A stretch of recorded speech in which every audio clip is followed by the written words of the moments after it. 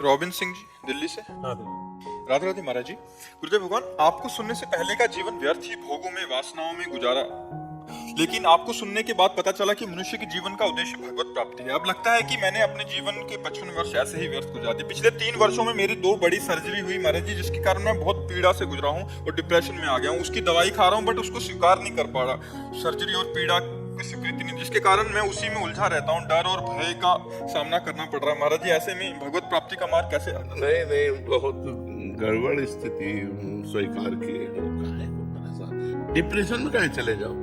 Radha Radha Radha depression कोई महल है जिसमें आनंद से रहोगे? चिंता, शोक, भय, ये सब डिप्रेशन में काहे को व्यर्थ का चिंतन करते हो?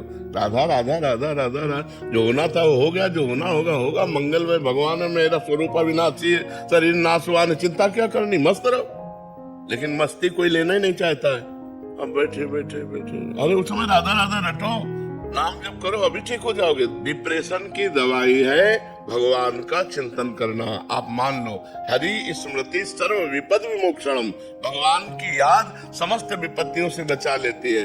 दवाइयां खाते रहोगे, कमजोर होते जाओगे। उनके साइड इफेक्ट भी है, ऐसा नहीं है। अब नींद की गोली का अभ्यास बन गया, बिना नींद की गोली खाए आपको नींद नहीं आएगी। जितनी दिन नींद आई उसके बाद फिर आपका वही डिप्रेशन चिंतन चलने लगा व्यर्थ का। तो ऐसे ठीक हो पाओगे क्या? चिंतन बदलो और स्वस्थ भोजन पाओ, टहलो फिरो और सत्संग सुनो। मन को एक रिलैक्स करो। मन को बार बार इतना चिंतन किए हुए हो कि वो डिप्रेशन में जा रहा है, चिंतन करो भगवान का। काहे को व्यर्थ चिंतन करते हो? जो हो गया उसका क्या चिंतन? हर कष्ट सहते हुए मस्त रहने का उपाय है राधा राधा राधा राधा। काहे को चिंता करते हो? जब मरना तभी मरोगे, जो होना है उसे रोक सकते नहीं, तो क्या चिंतन करें? राधा राधा राधा, हे भगवान मैं तुम्हारी शरण में हूँ। क्या परेशान? हे भगवान ठीक कर दो, ऐसा भी नहीं सोचा? ठीक तो नहीं करेंगे, क्योंकि पाप कर्म किया हमें भोगना पड़ेगा। अगर ठीक करते तो तुम 10-5 माला जपते हो। बचपन से बाबा जी ने बड़े बड़े सिद्धों के नहीं ठीक करते। रामकृष्ण परमहंस जी के गले में कैंसर था, हनुमान प्रसाद पोद्दार भाई जी के उदर में कैंसर था, स्वामी राम सुखदास जी के ब्रह्मरंध्र में कैंसर था। बड़े बड़े सिद्धों के आखिरी जन्म होते हैं और उनको कष्ट भोगना पड़ता है। अवश्य में भोक्तव्यम कृतम कर्म शुभाशुभम। हाँ, भोगने की सामर्थ्य दे देंगे। गुरुदेव, प्रारब्ध प्रारब्ध प्रारब्ध प्रारब्ध बहुत बुरा प्रारब्ध होता है। प्रारब्ध जो आता है फिर बड़े बड़ों को भोगना। महाराज जी, सामर्थ्य किसे कहते हैं? जैसे हम बैठे हैं तुम्हारे सामने मुस्कुरा रहे हैं, किडनी फेल है, हमारे हृदय में आनंद की उबाल आती रहती है, हम मस्त रहते हैं। क्यों? क्योंकि भगवान से जुड़े। अगर भगवान से न जुड़े हो तो आज हमारी दुर्गति हो जाए।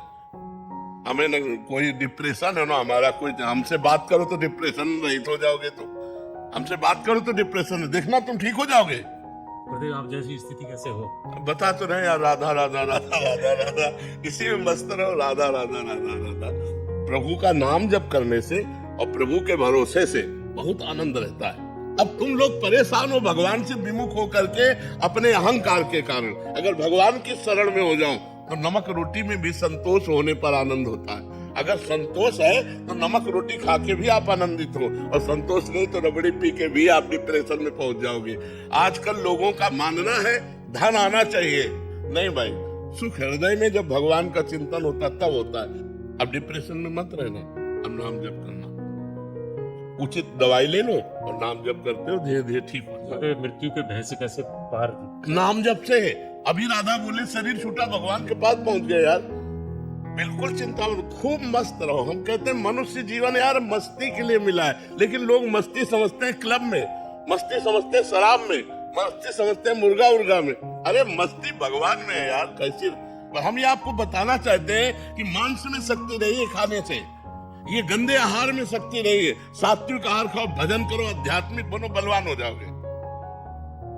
सच्ची कहते हैं। आप लोग जीना नहीं जानते हो, अगर जीना सीखो, 4 बजे तड़के उठो, भगवान का नाम स्मरण करो, जल पियो, शौच जाओ, स्नान करो, 2 किलोमीटर दौड़ो, 10-15 मिनट दंड बैठक मारो। अभी देखो शरीर चमकने लगे। अभी पवित्र भोजन पाओ। ये पिज्जा बर्गर खा करके, चाउमीन पाउमीन खा करके थोड़ी कोई स्वस्थ होता है। आजकल की यही सब खा रहे हैं। नहीं, रोटी बनाने की आलस्य है, वो सैंडविच उधर दिए उसमें बस ऐसे खान पान, बाजार का खान पान पसंद है, होटल का खान पान पसंद। अरे आधा किलो माठा, 100 ग्राम मक्खन और 4 रोटी, पाव देखो मैंने कैसे होते हो, कैसा शरीर आपका स्वस्थ होता है। अब ये चीजें तो है नहीं, हम तो ये चीजें गांव वाली है। गांव में स्वस्थ भोजन, चूल्हे की 4 रोटी, आधा किलो 1 किलो माठा पिए, तगड़े तंदुरुस्त घूम रहे। अब यहाँ सुबह बेड टी चाहिए, सुबह उठते हैं, और सुबह कब होगा पता नहीं, 10 बजे की 11 बजे ये भी नहीं है। सूर्य उदय के समय उठने से हमारे अंदर ऊर्जा शक्ति बढ़ती है, बौद्धिक शक्ति बढ़ती है, हमारी आयु बढ़ती है। जब हम सूर्य उदय में सो रहे हैं, वैसे लगभग अब सबका सोना 10-11 बजे तक रहता है। कोई ऐसे बिरले जो सत्संगी जन है, जो थोड़ा संयम में आ रहे हैं, वो भले 4 बजे उठते हो। 4 बजे कौन उठता, 2 बजे तो सोते हैं, 2 बजे रात्रि तक जगते हैं और फिर सोते हैं, 10-11 बजे उठते हैं। अब 4 बजे उठने वाले इतने बताओ, 4 बजे कौन उठता है? चलो 2-3-4 हाथ तो उठे यार।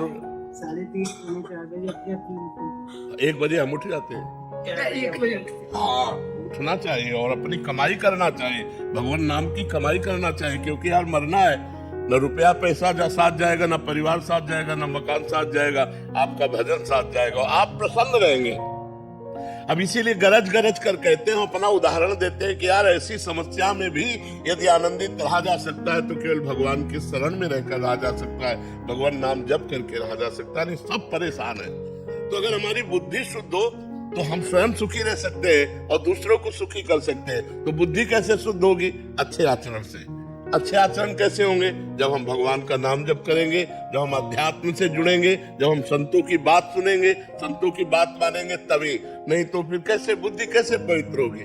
आजकल सबके पास मोबाइल है, गंदी गंदी बातें देखते हैं, गंदे गंदे विचार आते हैं, गंदी गंदी क्रियाएं करते हैं, इसीलिए पतित होते चले जा रहे हैं। चाहे बच्चा हो, चाहे बच्ची हो, चाहे बूढ़ा हो, चाहे जवान हो।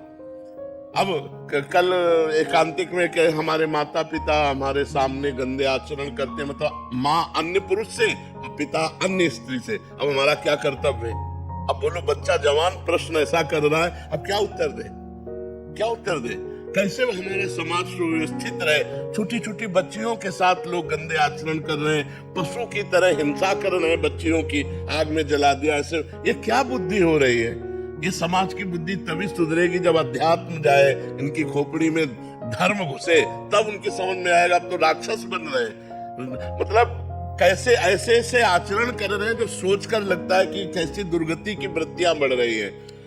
जवान जवान बच्चे, जवान जवान बच्चियां, कोई ब्रह्मचर्य नहीं, कोई धर्म नहीं, मनमानी आचरण कर रहे हैं। इसलिए हमें लगता है अध्यात्म सुनो, धर्म से चलो, अपनी इंद्रियों को कंट्रोल रखो, नाम जप करो, तुम्हें आनंद हो जाएगा।